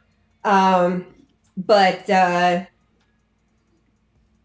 I like big screens because I also am of an age where... You like big screens and you I like big screens and I'm not live. Because I'm at that weird period of aging where I've always needed long distance classes since 4th grade. But now, depending on how close my face is to a screen, I might need the old folks reader glasses. So trying to flip from a full-size screen to a phone is... Oh, no. Bifocals? No. You need some bifocals? The bifocals, a lot of people who have brains like mine, they're actually hard to use. There's something about neurodivergent people and bifocals. A lot of us do not do well with them, apparently. And same thing with the gradual gradients, whatever they call the ones that you can't. It's not like the old ones our parents had, where they had the little circle on the bottom and then the rest of the lens. But they have these new ones now that it changes as you look up. I don't know what they're really called, but yeah, but there's trifocals too. But hey, Blue, ice cream? Wait, how did ice cream come into this? Ice cream. I don't know. Blue came in and said ice cream. Ice cream. How you doing, Blue? Blue. Mama. I know. You didn't say hello. Mama. Hey, Blue Hope. How you doing? But anyway, that's why I don't do the phone thing, you know. And the big joke is I was actually glad to have to do the upgrade because it wasn't 4G or 5G anymore. Because I know a lot of people who have iPhones and my phone could not interpret their texts. And to the point that I wouldn't even know who sent the damn thing. I would just get gobbledygook garbage. And then later they'd be like, why didn't you ever write back to me? And I'm like, oh, you wrote to me? Oh, wait, you have an iPhone. They're like, yeah, why? Who are you again? Yeah, so I'm a neo-Luddite where phones are concerned. And it's because they're so damn insecure. But yeah, give me a mini tablet. Give me, you know, any of the in-betweens, you know, laptop all the way up to screaming Mimi. I can game anything easily, you know, tower. And I will put everything, all the things, download all the things, but not my phone. So yeah, I'm weird that way because I'm a neo-Luddite, but only for my phone. Josh is the exact opposite. Mm-hmm. I'm starting to understand that. Yeah, and a lot of people do, and sometimes it's for financial reasons too, because they can't afford to have two devices. But I mean, I couldn't even imagine, like, because there are people on some of the writer sites that I'm on. I think I would murder somebody if I had to type out a whole story and edit it on a phone. I mean, like, to me, that's torture. That is absolute torture. I can't. That would be so horrible. Give me a keyboard, please. A real keyboard. I could touch type like a normal human being, and not like a gorilla that found an old abacus or something. I don't even know how to relate that. But people are so used to doing that on their phones. Well, I mean, I know a lot of women that have long nails, like they do their nail things, but I don't know, like I do a lot with my hands and they're not very feminine. They're not like super thick because I'm not a chunk gal either, but I just, if I have to buy a phone that's just so I can type easily on the damn keypad, because that's the other thing is, my old phone, my last old phone, I should say, it was still a regular touchpad to type on, which that I had no problems. But the screens do not like me. And part of the problem is because of my low blood pressure. Mm. You know, so I don't register sometimes. That's a whole nother thing. But yeah, John, I also once upon a time, I had a tech job when we lived in California where no matter what time of day, if that phone rang, I had to answer it. And because of that, I, for decades now, refuse to sleep with my phone, do not like to use it as an alarm clock, will leave it at the house when I go do errands around town, which I know people are like, how could you do that? So, yeah, tangent. Yep, we're so good at tangentials. So, we were supposed to talk about something before you started talking about something else that had to do with That was supposed writing. to be something else. You were supposed to explain to me why you love my short writing of the day. Did I talk about that yet? All right. Recap plus some new people might be in. I set a goal for myself in 2024 because I did not get to do as much writing as I wanted to do because I was doing mutual aid stuff and some other community stuff last year, plus being sick. So I set out a goal that this year, every day, I would do at least one short writing. of a particular genre. And no word minimum, they didn't have to be for the same story or a similar plot or to build a book or even try to make something to sell. Just something to just variety, because I am an absolute variety nut, and just get it out of my system and have a good time. And so far... That is so understandable why you need your phone with you all the time, Josh. Yeah, no, some people do. I totally get that. Yeah, no. I'm monitoring your blood sugar. I can't even imagine. It's one of the new hooks because our friend from the one poly group I'm in. Yeah. He's got the sugar monitor now too. And he especially needs it because of the other meds they got him on because of his medical stuff now. But yes. No. And when I want to blame somebody, I blame Josh. It's all your fault. You got tangents. There are no penalties here for tangents. It's just sometimes we're just having fun. We lose the path back. But anyway, so that was my goal for the year. And so far, even though I did break one of my rules, which is it has to be on the actual day before the stroke of midnight. Because I got sick and I was still recovering. So there were days when I was just like, oh my God, if I don't do dishes, I'm going to murder somebody. Let me get this done just so I can get it off my mind. So like I would write just after midnight or something. But I've done it every day so far. And so please explain to me why you adore this, because I'm still like, when you said that, I was like, what? You're not even reading the stuff. Why are you so enamored with this project? To be fair.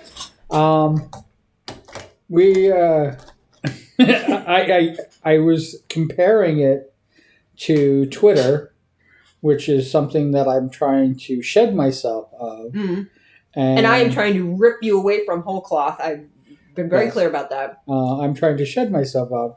So in that comparison, your writing is definitely worth more than Twitter. By far.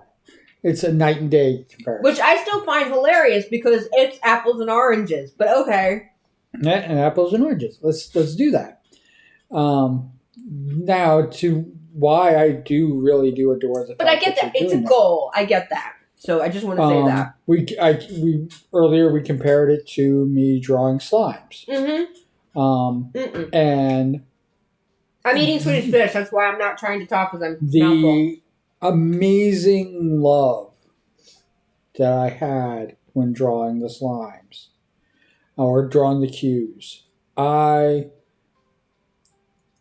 mean, I know people like the Potaroos so much, and the Potaroos are nice, and the Potaroos were fun, but the slimes and the cues, and the slimes in particular, because it was such an out there goal that I didn't think that I was going to be able to make it. Yeah, I remember that. The slimes alone are so personal to me now that I just adore them. So much, and I'm equating that. I'm gonna sneeze. Only one, no temperature change. I'm equating that with your little short stories because it's a huge goal, but you didn't have. It is a monumental task that you have put in front of yourself to do. And because you weren't doing a slime a day guaranteed. No. Okay. But I have cheated already, which I do feel a little guilty about. But I did do more than 360 slimes. I did 1,000. Yeah. Which still blows my mind. And I did it by August. Yeah. But I hate to say it, if you hadn't had the time of unemployment, it would not have happened. Definitely helped. Yeah. So that was what is that when you find the good and the bad? And not the theme song to Different Strokes? No, the idiom. What is the idiom I'm trying to think of? My brain fog is saying no, the facts of life. Man, I can't. I'm not even there. My 70s theme songs. It's not Forest for the Trees. It's like Sunlight Through the Clouds. It's something. It just. Everything has a silver lining? Yes. Every cloud has a silver lining? That works. Yes, that. That was your silver lining. Yes, that's good enough. Didn't know government work. Your slime came out, like I was just saying, your slime came out fantastic. I am very enamored by the slimes. Yeah. And the other thing, too, I knew that was so frustrating to you about the Potteroo was that the original concept art was not yours. Right. And you didn't, it's not that you didn't have as much invested in it because it's still a lot of effort. It was just, it was the borrower thing.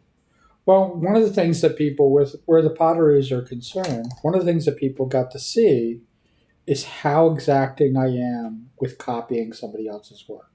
It's almost plagiarism. You could take those things and you could put them over them, and you could see that I actually free drew it, but it's close. Yeah. I've had several people where the Potteroos are concerned talk about how I traced. I remember that show, but I never watched it. Josh was talking about Homes of Rich and Famous. Robin Leach in the Homes of the Rich and Famous. Honey, it's 2 hours for wet food, and you still have dry food. Come on. Eat that. No, eat that first, old lady. Come on. I can't do an impersonation of Robin Leach. It doesn't matter. Honey.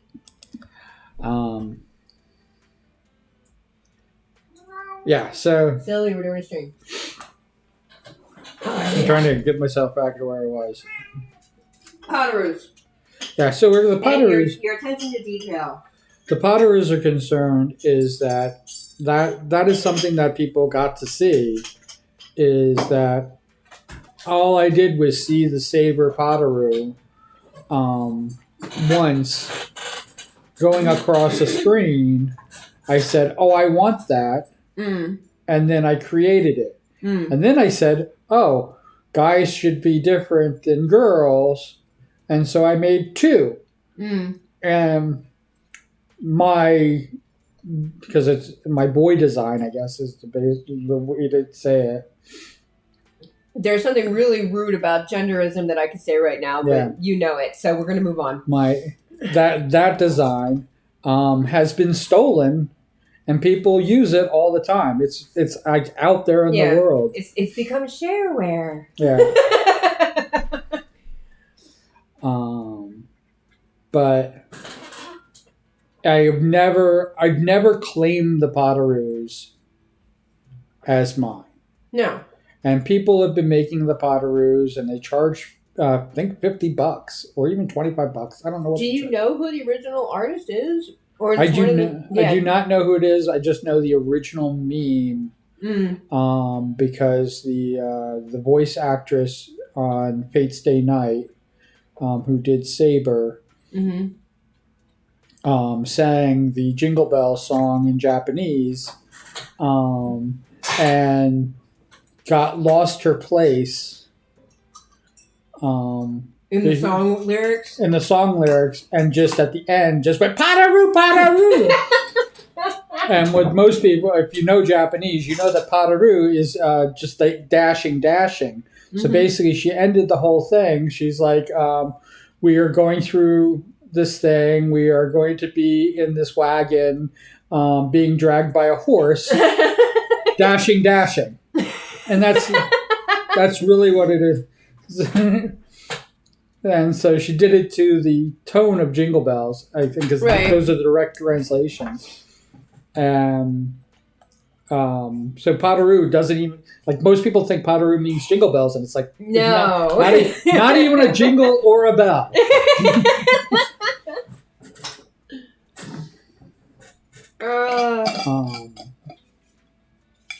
That's funny. And so I love calling them Potteroos because of that, because it's kind of the homage to the original Jingle Bell song. I can't even think of the voice actress's name, but she sang it, and then somebody somewhere made the chibi Saber in a Santa suit. Seriously, you ate all of that already? Which Yeah. Yes, we feed our elder kitty in the office because otherwise one of the big boys likes to steal food all the time, and this is a way I can keep an eye on it so she doesn't get food stolen too often. Yeah.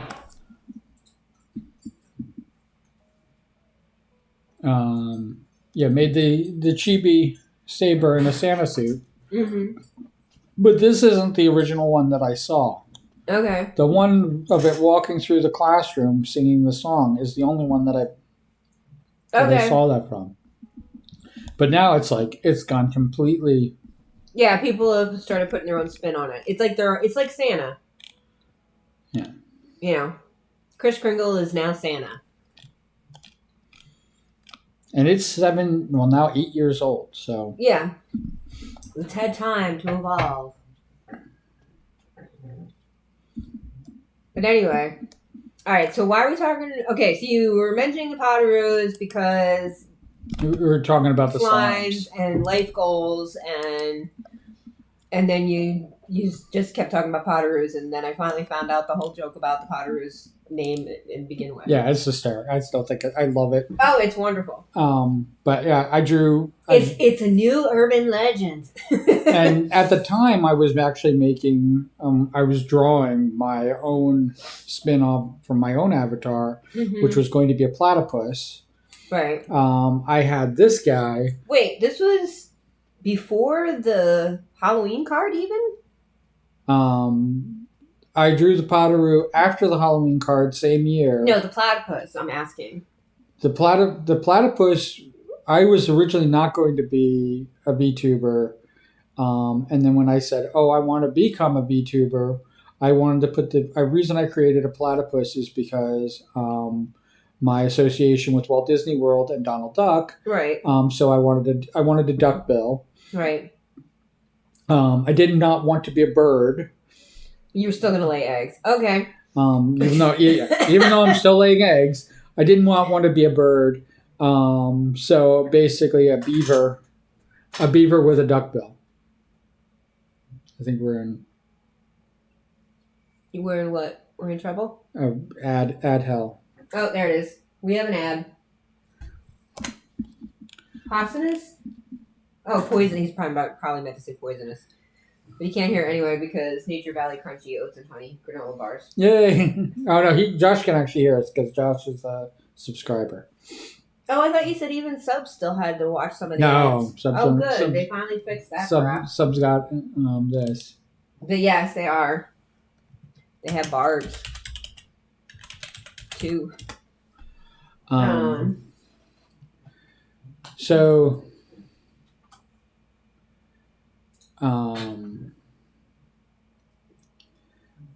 Where was I forgot my.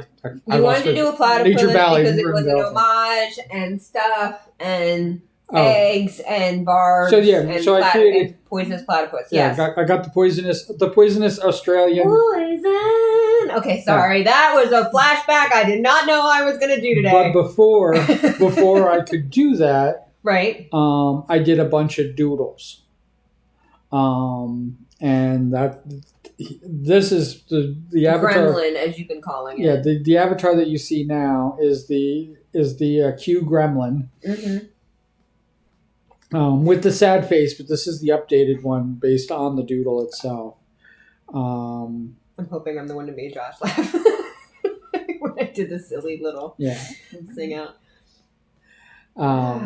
So I created that, and I created that so that I can create emotes, because I was not going to do like everybody else does and have a bunch of platypus emotes and everything like that. Right. I created basically a living, walking emoji. Yeah. With T-shirts that are. Yeah. And the only translation that was going to go is that my platypus was going to have crazy T-shirts as well as the emoji. But the emoji it's basically a walking emoji. Yeah. And that's why it's yellow.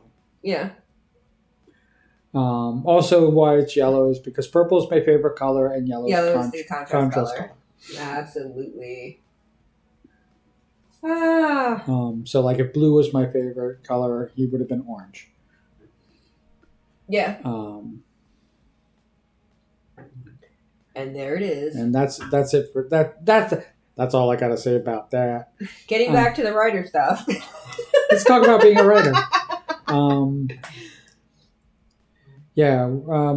So after college and everything like that, I decided I wasn't going to become a writer. Wait, you still haven't explained why you like I my thought goal. I did. Didn't I? You like it because it reminds you of your own goal?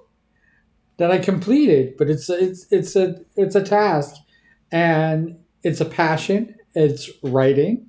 It is something that's going to help improve your writing. This is you trying to dig yourself out of a hole because you still have I'm digging. I'm just digging. How deep can I dig? Wait a second. I'm digging down. All right, I just want to point out for anybody so they might understand my consternation and confusion. Let's do a stretch. Oh my gosh, yes. You know what? I have to get something to drink. I will be right back to hydrate. You can't hydrate. You want? Well, go get your own because I get my own. I had plenty, but thank you, Italian. So just to explain my consternation and bemusement all the same time over this is, he made this comment out of the blue earlier before we started the stream saying, I love, because I'm not going to name it because then people will look it up and I'm not, even though it's on the internet, I want people to find it organically because I'm a weirdo. So we'll just say writing project 2024. And I said, "Oh, how many of you read?" Crickets. Should I tell him how many I've read? I've read none. Yes, and I was like, "So why do you love this project so much?" And then he started rambling, and I'm like, "Wait, you were complaining earlier that we haven't done Two Beans and a Mic for a while. This is something we should talk about on Two Beans and a Mic because we had also been talking about the Nano in between all this." So it only took us an hour and 40 minutes to go from let's do a Two Beans and the Mic thing to us explaining to quickly covering Nano. Yeah. And now we're finally getting to why we're doing Two Beans and a Mic spontaneously tonight. Yes. Yes. And I will definitely put up the poll of should we do more spontaneous streams or whether we should plan these. And yeah, we had originally planned Two Beans and a Mic. And he's been so busy and we barely are able to do the diggies right now. Because last night he got held again. So if we had, I did. He was still asleep at noon. So if we were still doing the noon on Thursday's diggy, no way would that have happened. Nope, not what's going to happen. So now you can. So you haven't explained anything other than the fact that it reminds you of something that you did. So once again, it's all about you. And the fact that writing is writing, I love the fact that you are doing something that you want to enjoy. It's writing, it's art. And it's an artistic endeavor. It doesn't need, and it doesn't. You don't need no man. You don't need me to even be encouraging you on. I mean, you're doing this all on your own, and I'm extremely proud, happy, amazed, and trying to be very supportive. Okay, amazed is a bit of a stretch considering it's the 11th. The 11th of January. You could be amazed in April, maybe, if I don't miss a day. Hey, by the 11th of January last year, I had nearly 100 slimes. Yeah, so By March of last year, I had nearly 100 slimes. So that tells you what happened with me. Well, yeah, you had a lot going on though. And I got sick again, which meant that you had to pick up extra stuff around the house, which that's never easy.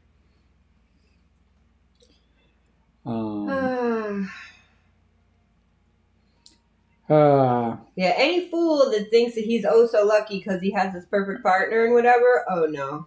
I am baggage. He pays for the cool parts. He does. I'm glad that got a smile out of you.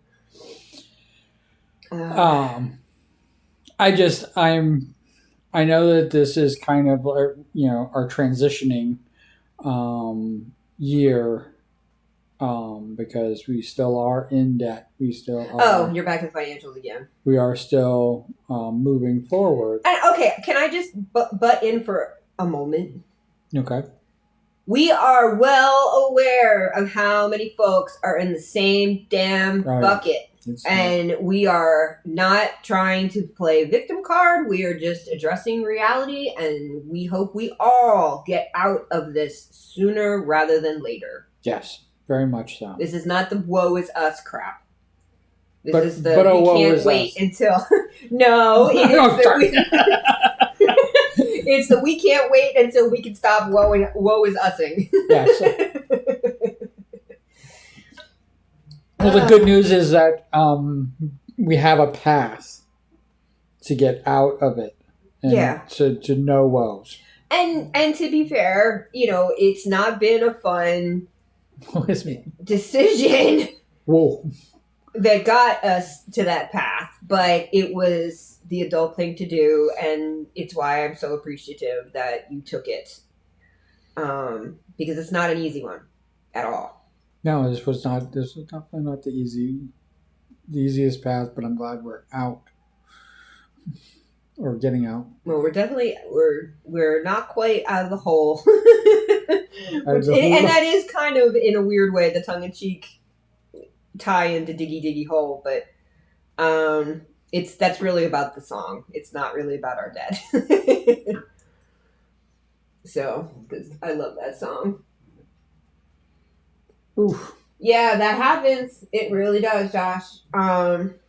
It was so easy to get in, and it's been so difficult to get in. And to be honest, part of why it was so easy to get in was because we really were baseline.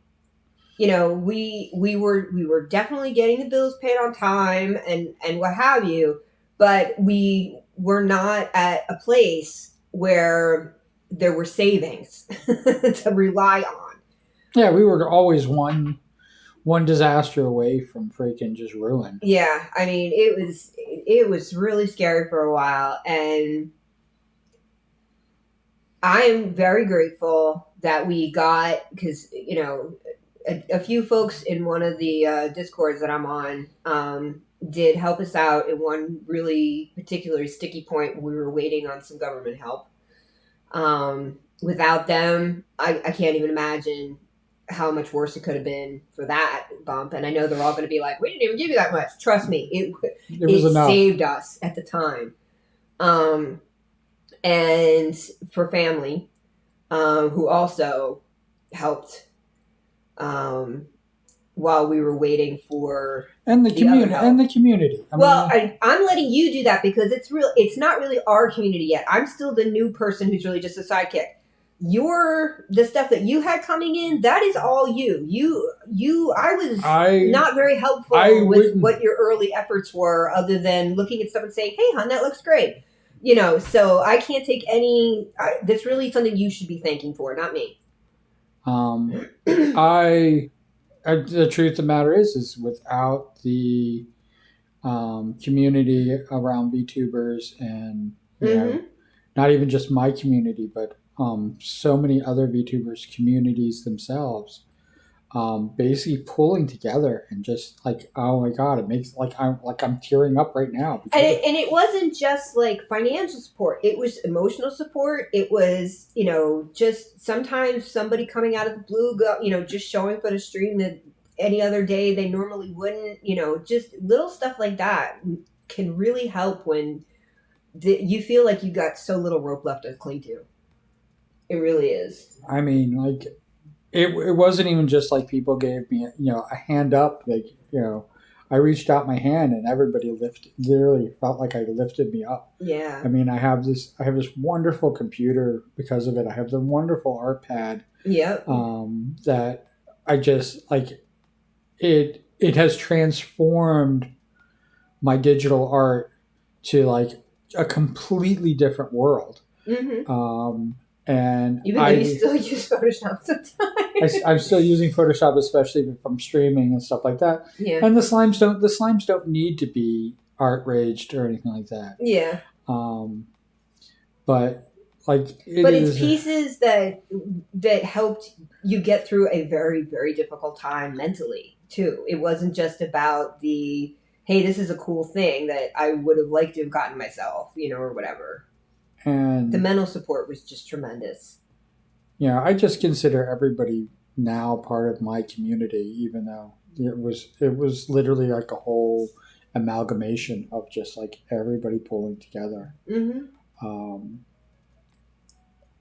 There are some like stars of the show type of thing, and there are still people who haven't quite gotten out of their own holes, right, that we're trying to help as we can too. The pay it forward or whatever the hell you want to label slap on it, Be the change you want to see. Yeah, but my fan art or free art or whatever anybody's trying to, call it and stuff like that, I still don't think that I repaid kind of my debt to everything, because like I would literally not be here streaming with you if it wasn't for that assistance. I know. It was, yeah, I remember. There were dark days.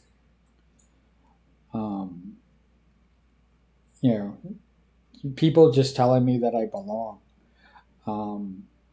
Just is basically what I needed. I've been feeling old. Well, there's always going to be that for us. And it probably was not the smartest way to introduce myself to the streaming community, as this is my 50th birthday. Well, I mean, the joke about that is you were doing videos before you became a streamer. You know what I mean? Right. It was just a shift in venue. To me, it's like, I was a writer for many, many years before I became a news article writer or a newspaper editor or playwright for a radio show. There's transitions. And the thing that I didn't like was the ageism you did have to deal with, because there was some people who were very ageist about it, which I was like, it'll happen to you. Just wait. That was very disappointing. And more like, if you're lucky, it'll happen to you too. Well, if you're, that's a whole nother whatever. But I lost it because stupid brain fog.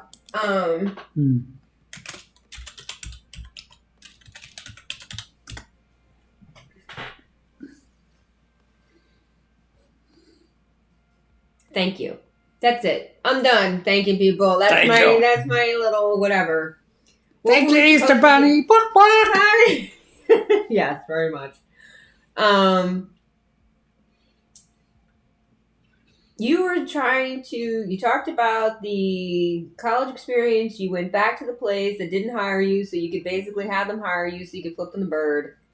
And fuck off. Fuck you and let me burn this bridge. Let me burn this bridge now that I can do that. You ready to use me? Yeah. No way. Yeah. But then you got that other project. Yeah. And when ghostwriting was still real. But you did have that. Well, I had that before college. Yeah, you had that before college. But wait, so I'm trying to remember where you left off that you had to pick back up. That was writing before the book that we were talking about earlier. For the most part, when I was in college to become a writer, I then started shifting to become a director. Well, you did some screenwriting. That's basically where it got me going. Yeah. I had a wonderful professor who taught resist the name drop, make it a mystery. Theater application.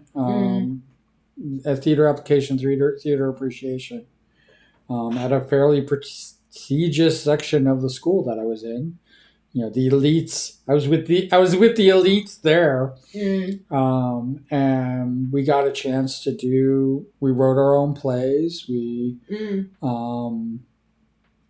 really have a playwriting class in we lit the theater. We designed the sets. We were all doing all aspects of it with everybody else's projects. It was just so phenomenal.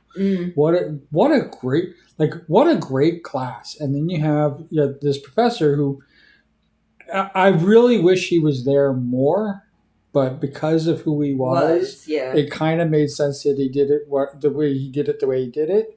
But the TAs were absolutely phenomenal and experts in their own rights, even though that we could not hire them as actors. We had to hire other students as we had to write the script based on the students that we had. And one of the things that the professor came to me, which he was absolutely amazed, is he said, you did not write what you wanted to write. You wrote based on what you saw after the first day of class. And I said, I figured it would be easier so that nobody had to stretch too far from who they were or who they were presenting. They could basically be themselves in this play, which is completely set outside of being in school. And he was actually really impressed by that. He said, I am going to be a great director one day. I'm going to be a great screenwriter one day. I'm even going to be a great set designer, artist, everything like that. The one thing that he did not like of all the things that I did was acting. Yes. I remember you said, please don't do that. Yes, please don't do that again. I was told that I was a good actor because you had to do some acting projects for the degree I wound up finishing with in my dual. But I turned out to have the weirdest stage fright only for theatrical performances, not for singing or playing in band or anything. I don't know what that was, and I never had time to care about it because I really knew that I wasn't an actor.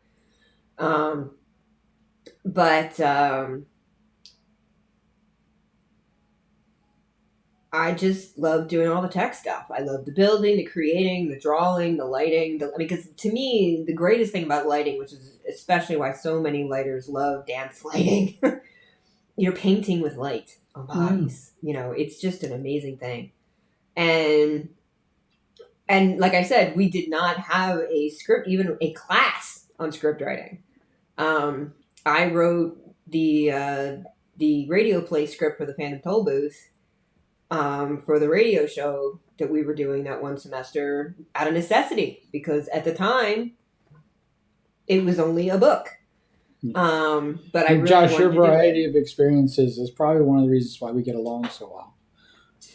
Yeah, same here. Sorry. No. I'm sorry. Did we have a no interrupt rule at this broadcast? Because nobody told me. We are sticking to the schedule. We are not going off. There's a schedule. We're not going off on these tangents that you guys just love to do. We are doing this the right way, moving forward. We should have. That's what your thing needs. We need a tangerine. So every time we have a tangent, we just let it bounce around in the background. People have you can throw things at. Maybe I'll probably try to see if I can get that done. I don't want people to throw tangerines at me. It could hurt. But people have even virtually. I think that we can do a. What do you call a face inside a thing with a target, and they throw the tangerines. Okay, you can do that to yourself. I think it would be cuter that every time we go on a tangent, they can do something that triggers a tangerine to show up in the chat. I think that or would like be a cuter. pile of tangerines just. Yeah, they just start piling. They just start the more piling up. people that click the tangerine thing, it just builds and builds and builds and builds and builds until there's a pile of tangerines. But yeah. So anyway, and the reason I bring up the radio thing again and writing again, because one, this is supposed to be about writing, is I still want to do the Summer Stream theater. And nobody yet has said, "Hey, can I help?" Or I want to see if I can, be a character or winter tryouts, or where's the script so I can read it and see if I even like it and want to be involved. And because I'm a sidekick, I don't really have the following to like yell at people and be like, "Do you care about this or not?" Because if nobody cares, I'm just gonna go do it someplace else and not tell you. Ooh, Blue Hope is today's favorite. Oh wow! I knew you would be. That's awesome. That's one of the redeems. I figured. Yeah. It's still an awesome redeem though. So I have been thinking about that still, but I'm also realizing that with everything else we have going on, we still haven't finished the studio. I still have so much to take care of in the garden. I have to do the regrade this year because, oh my gosh, just that one snowstorm we just had, and I'm like, this is why I wanted to finish the regrade before fall. I'm starting to accept the fact that given how little interest there's been in the Summer Stream theater, it might be best to just push it off for next year. I do that all the time in other people's streams too. I forget to do it. And then all of a sudden somebody redeems it like the first an hour in, and I'm like, oh, darn, I could have been first. I don't even know how it works. So as far as I'm concerned, you two are talking Greek. So today's favorite, you can only do it once per stream. Okay. But like, for example, if the stream crashes, somebody could do it again because it resets every stream. Okay. What I don't understand is a viewer the favorite, or is the stream their favorite? I was thinking they are today's favorite. That's what I thought. Okay, for some reason the way you were describing it, it made it sound like it was the stream. Oh, I didn't mean to. It could be my brain. Remember, my brain is not at 100%. Yeah, so people could become today's favorite if the stream crashes or we start another stream. They could do it again. Yeah, so that's interesting. But it only does once. Okay. Except when it doesn't. Yes. Yeah. Typical Twitch. Yes, we're not. I said I was not going to complain about them today, so moving on. You're always allowed to complain. You say that, but that'll be the next 20 minutes. Nope, not doing it. So what I am saying is that I may start if I have time, but working on what kind of a script I might want to do. But I'm kind of already accepting the fact that given everything else that I still haven't gotten done last year, there may not be a Summer Stream theater. Especially because I've obviously bored you talking about it. I'm joking. I know. Oh, so bored. You're still trying to catch up with sleep. You also. Oh my god. I know, hon. I know. The fact that they basically said that I volunteered at the last minute, and I'm just like, no. Yeah, that's and something. I'm not fighting you guys on this. I'm not volunteering for this ever again. I understand that, but I think you really should make sure management knows that that was wishful thinking on their part. And you were doing them a favor in your mind by agreeing to stay. And if you lose whatever bonus money there may be for being forced, the truth of the matter is there really is no difference. Yeah, so then that's just stupid. Stupid. I got to call the boss about maybe taking off Saturday, but I might not take off Saturday. Wait, why? What Saturday? Why? What's going on? What? Did I forget something? The thing about getting forced is that you get kind of what's known as a benefit day, but you have to use it in the same week that you get forced. I thought that time you took the extra day was because they couldn't give you any more overtime because you had done so many forced. Right. But you only did 2 this week. Well, I didn't do 2 this week. I did only 1 this week, but I did 1 last week. No. You did 2. I did 1 on Saturday and 1 on Sunday. I did 1 on Wednesday. You did 2 last week. I did 2 last week, yeah. Okay. I screwed up. Oh, speaking of which, I gotta I'm at the point where because I got forced twice last week, they said, oh, well, you could carry this over onto the next week, but I got forced again. I am worried because they're giving me this benefit day, but I'm worried that if I work Saturday, they're going to force me again. Yeah, that's been the weird. So if they're going to pay me to not work, I will take it. Yeah. And why wouldn't you? Because you could definitely use the time getting your studio together. Yeah, maybe that's what we'll do Saturday.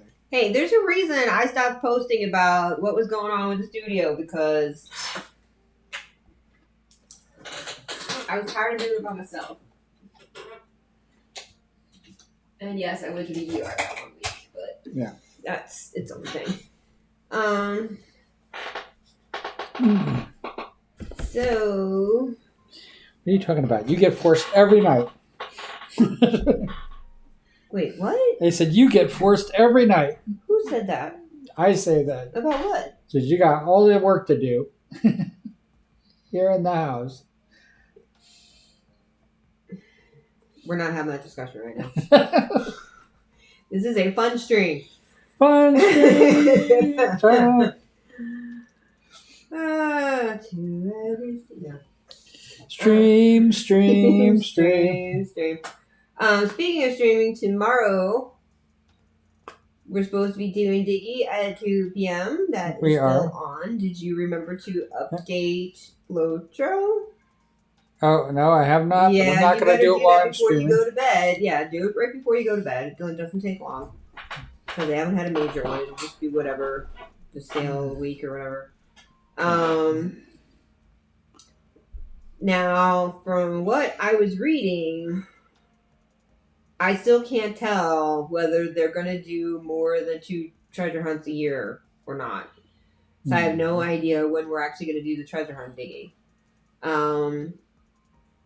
So I don't know if we wanted to change focus for that stream or I have no idea. Now the thing about this weekend though is this is winter stock. So the lag anywhere near Thorns Hall is going to be an absolute nightmare because of all the bands playing. What we could do is just be lackadaisical and go hang out at Winterstock. We can do that. Okay. I'm the sidekick, so I'm just telling you the options. So, okay, so maybe we'll just go to Winterstock. I haven't looked at the schedule to even know who's going to be playing at 2 o'clock tomorrow. My favorite band is playing at Winterstock. Let's go, dudes. Can you explain did we explain Winterstock before the stream? I think we explained it in the last Diggy stream, didn't we? Or no? I don't think so. Maybe you should just explain it real quick. The Winterstock summer, whoa! Holy guacamole, weather stock in the summer, winter stock in the winter. Tell them. We're going to Weathertop in the summer. Weathertop, for people who have never heard of a place called Middle Earth. Oh, somebody's actually... Look at this. I didn't even think about this. If you had just created an account on the new forum, you could have put up a thing that we were streaming. Oh. Well, that's like totally cool, dude. I don't even want to know where this guy's coming from right now. Alright, I need to look at... They changed the categories. So let me just look at the manual. It should be, yeah, there it is. Winter stock schedule.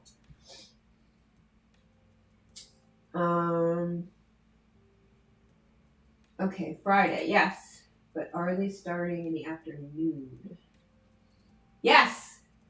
Ooh, it'll be blues. The blues band is playing at 3, and the Gaelic Frogs band, who I am not familiar with that band. I don't know if they're from Landy or they're a visitor. They're on at 4. It's the hug brings you back. So that's who would you be listening to? I'm not telling you. I'm having a conversation here. Who are we having the blues band? I have no idea of either of these bands. I have no idea if they're any good. So is that what we're going to do? We're just going to park our butts on the ice? Now park our butts on the ice. Okay, so we're not going to be digging anything. And if they suck really bad, we'll go to if they sucked, it would feel good. But yeah, we'll go someplace else. They'd be vampires. I come to fuck you. Blah, blah, blah. Okay, that did not sound... Never mind. Mm-hmm. Blah, blah. Yeah. How about now? Oh, and damn it, I knew there was something I forgot at the beginning of the stream. If anybody needs a Blue Sky invite for themselves or a friend, we have a bunch. Please let us know here in chat or in his Discord. Yeah. Please, we want to get people off of Twitter as soon as possible. Come to the bright side. We have cookies. Mm-hmm. Yeah. So yes, if you have anybody who needs a code, please, for the love of heaven, let us know, and we will make sure they get one so we can get them on Blue Sky and save one more person. We are eventually. Crushed. I mean, hopefully sooner than later, but we are eventually going to be. I'm eventually going to be on Blue Sky without Twitter. I'm just leaving my stuff there now just to be a pain in the ass because it's still active, so he can't sell it to somebody. My names. So that's just pure spite on my part. Yeah. What else do we got? You have... Who's putting up the survey? It's going to be me, isn't it? Where are we going to put the survey? For Two Beans and a Mic. We could put the survey up on Discord, right? Of course we can put up on Discord, but I don't know how many people are actively checking there now and vote on stuff. I don't know. I could put it's your Discord! I could put it up on Twitter. Yeah. They do have a poll. I think we could do... No, I'm thinking of something else. I don't think we can do polls. I mean, technically, you can put up a poll question and people can just... Or we could just do a doodle poll and then link to it. But I think doodle might make people log in or something. I don't know. It's probably easier to just do it the old-fashioned way and then... Remember forums? I miss forums. Forums are awesome. Yeah.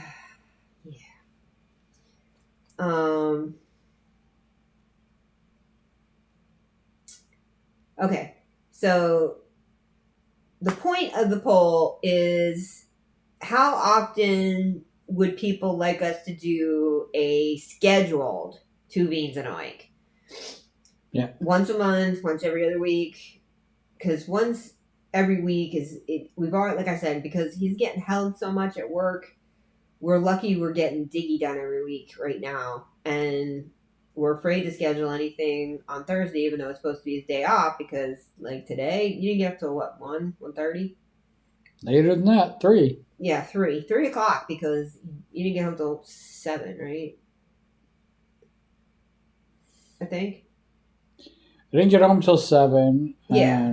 And then you did stuff because you had to do your commute video and then whatever. Yeah. So yeah, so you needed to sleep. And as much as you keep saying, oh, people will watch you without me, you still haven't taken the time to show me how to do all this stuff. And I know you, Mr. Supposed Practice Hand, it can take you up to 25 minutes or more to get everything set up the way that you need it to be so that you can copy stuff over to YouTube later. And I do not have the brain capacity or the headspace for that right now because I still have 4,000 projects we haven't finished since we bought this house. On top of everything else I got going on. And I'm still waiting for the phone call to tell me that the racetrack is not dead yet. Which, I don't want that phone call, but I know it's coming. I'm telling you, right after Martin Luther, I bet he's going to start making noise about a new location for that stupid racetrack nobody wants but him. Talking about my idiot mayor. Our idiot mayor, because... It's my mayor too, yay! He's your mayor too. We didn't vote for him, but he's still our mayor. So we are going to put up a poll about the two beans and a mic. We're probably still going to do spontaneous ones because we're just goofballs. So they will happen. We just can't promise.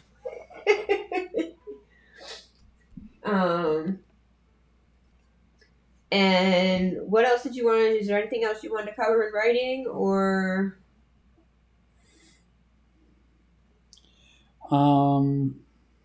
Not that I can think about. Not right now. Does anybody if anybody has questions, this would be a good time. Speak now or forever hold your pieces. Unless, of course, you're watching this on YouTube later, in which case, put your questions down below. And one of us will get to them. And, of course, your Discord. Yeah. So, we don't really have a sign-off for this yet. No, but we should probably think about who to read. We? Who's we, Kumasawa? You always decide who to raid. I don't think... Have we ever raided Yadani? Since I don't recognize that marble name, no. Yadani? No, I don't recognize that name, so no, I don't think so. I could check my list, but I don't think so. Thank you, everybody who dropped by today. And I hope you had fun, or at least were mildly amused. Are they on right now? Yeah, and they're playing Pokemon. Ooh. Which we've done such a stellar job with in the chat tonight. I think did Josh get one? I think he did. Maybe. Oh, why does this stupid chat keep doing? You too. Thank you. Yay! Oh, I love that. I almost forgot that I had to make my day. Oh. Go ahead. Make my day. Are you finding somebody to raid and doing a raid or not? We're going to do it. Then why are we still waiting? We're not. See? It's going. You are the slowest raider. We need to get you down. Well, Yadani is a slowpoke, so. Oh, is that your excuse tonight? Got it. Thank you, everybody. Thank you. And just show some love for Yadani. And if you're not following us on, him on Twitter, both of us on Blue, please do. Okay. We're all set? Let's go! I'm just filling space until we raid. We raid. So impatient.